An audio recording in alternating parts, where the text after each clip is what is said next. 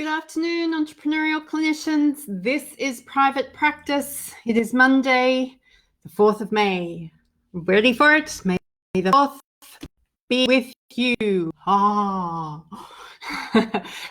have no clue what I'm talking about, then you're not a Star Wars fan, and that's okay. You are welcome here, even if you're not a Star Wars fan. I was chatting to my sister Adele on Facebook earlier on the weekend, and she discovered that I have never watched the movie E.T. I haven't. So if you're not a Star Wars fan, that is quite okay. I get it.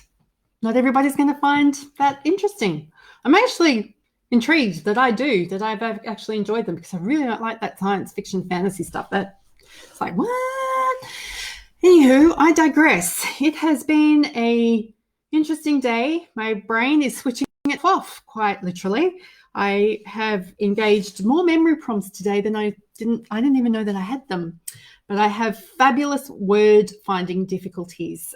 So if I'm stumbling over my words, or if I actually say the wrong word, it's not you, it is actually me. I'm really starting to find my head doesn't want to cognitively do the things that I need it to do. It doesn't want to work fast enough anymore. It's like, I don't want you to slow down and stay slowed down. But what I wanted to share with you today was a bit of an outcome following my super frustration day dealing with medical professionals last week. And what it's taught me or reminded me is we teach people how to treat us. So how I'm going to explain that to you is I was incredibly frustrated, very disappointed, and felt like my unexpressed expectations had not been met. First insight, I have expectations that haven't been expressed, yet I'm accusing people of not meeting them.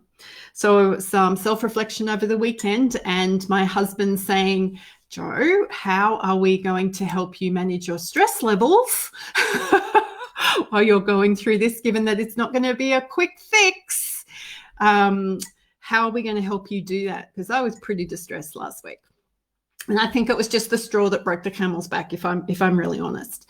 But what I identified was that I need to be clarifying timeframe expectations with my health professionals, clarifying exactly what it is that they're going to do next, and for them to let me know when they've done that thing.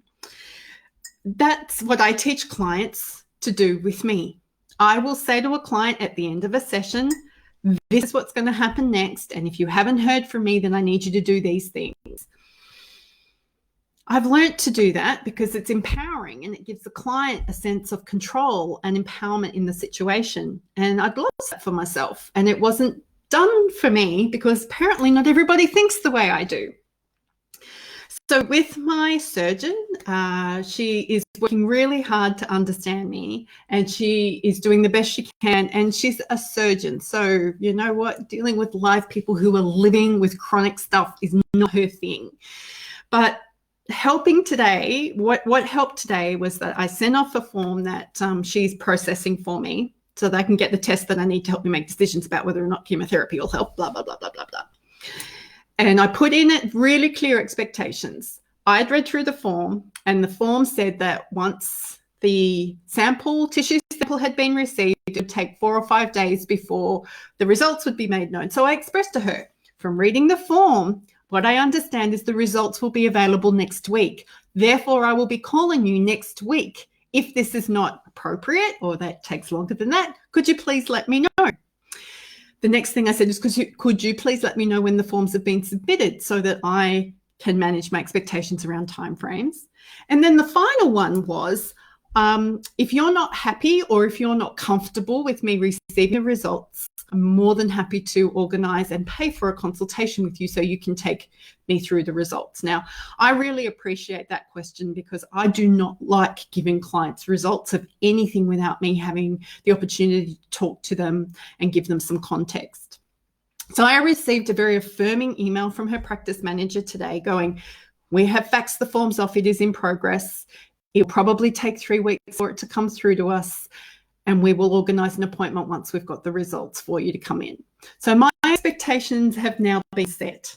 And I'm using myself as a very public and it's a very vulnerable example here, because how much of this are we missing outside the therapy room with our own clients?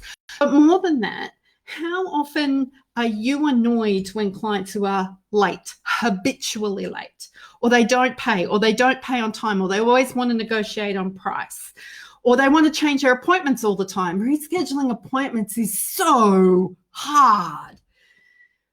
So there are some things that we give permission to, and in giving permission to things, we're setting up a pattern of behavior and we're teaching people how to treat us. So if you're always late, if you are always demanding, if you always negotiate on fees, if you don't pay on time, if you change appointments all over the place, if you are unreliable and inconsistent, then you are going to teach your clients that that's the way you want to be treated.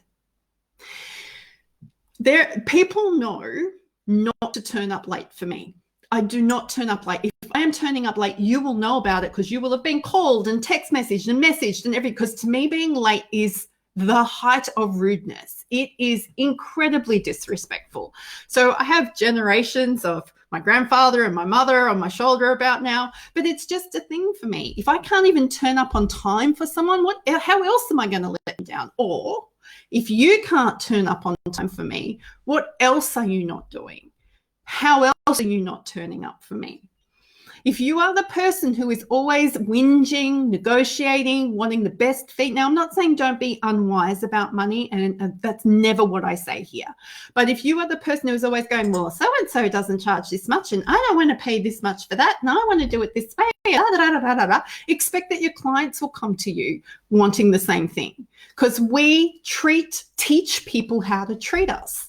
And I can assure you that the people who want to work with me, who have the most difficult money issues to deal with, are the ones who don't pay on time, after they've made a commitment, want to renegotiate it, are always late with their payments, need lots and lots of follow-up with payments. These are the people that I go, do you allow this to happen in your practice? And they genuinely or generally say, yes. And then they wonder why they need to work with somebody to get their cash flow working again. So I bring this to your attention because we have a period of time now where our anxiety has been heightened, but we can slow down a little bit and we can start to look into some of these behaviors, because we're not going back to the way things were before. So what do you want to take with you moving forward? And are there some of these unhelpful behaviors that will leave us feeling resentful, bitter, or burnt out, that cause us to leave the profession, or worse, cause us to do poor clinical work? There are some simple things that we can do to be taking notice of and acknowledging of right now. So we made it through Monday. I am really looking forward to seeing how I turn up tomorrow. I'm looking forward to putting my brain in park for a little while and seeing if we can apprehend some of the little gremlins that have gone on in there today. Wowzers. So until tomorrow, go be your awesome self.